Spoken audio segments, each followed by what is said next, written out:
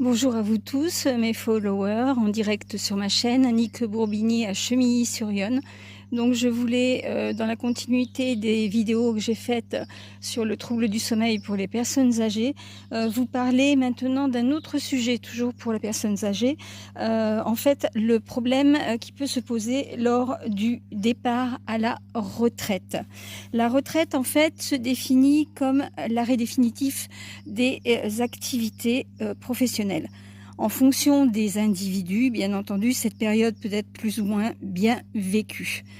En effet, après avoir travaillé pendant de longues années, certaines personnes abordent ce moment comme un espace de liberté et de plaisir, alors que d'autres,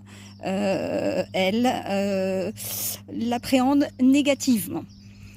Ces derniers ont souvent eu des représentations négatives de la retraite lorsqu'ils étaient actifs, associant cette période à l'apparition de maladies ou de fin de vie. Quel que soit l'état d'esprit de la personne âgée, la retraite engendre de nombreux bouleversements, il en est sûr. Elles lui font perdre ses repères et mettent un sentiment d'insécurité dans sa vie.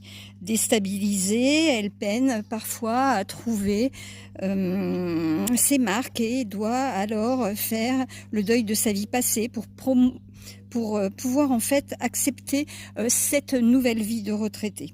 Dans un premier temps, la personne âgée est souvent très heureuse par les changements apportés par la retraite. Libérée de ses impératifs professionnels, elle retrouve du temps pour elle et peut vaquer à ses occupations. Mais en fait, très vite, les choses vont se faire et puis le nombre de choses va diminuer. L'activité du début laissera la place à l'ennui et la personne âgée va se retrouver avec de plus en plus de temps qu'il n'en faut et ne parviendra pas à s'occuper quotidiennement. Par ailleurs, n'ayant pas les contraintes sociales de son ancienne activité professionnelle, la personne âgée peut parfois se retrouver seule. Ce phénomène est souvent amplifié par l'évolution dans ses relations amicales.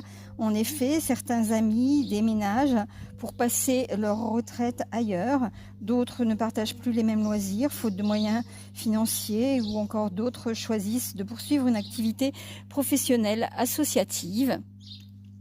Ces sentiments donc de solitude engendrent parfois et aussi engendrés parfois par la visite moins fréquente de ses enfants. Donc la sophrologie peut vous aider au départ à la retraite. Appelez-moi, n'hésitez pas.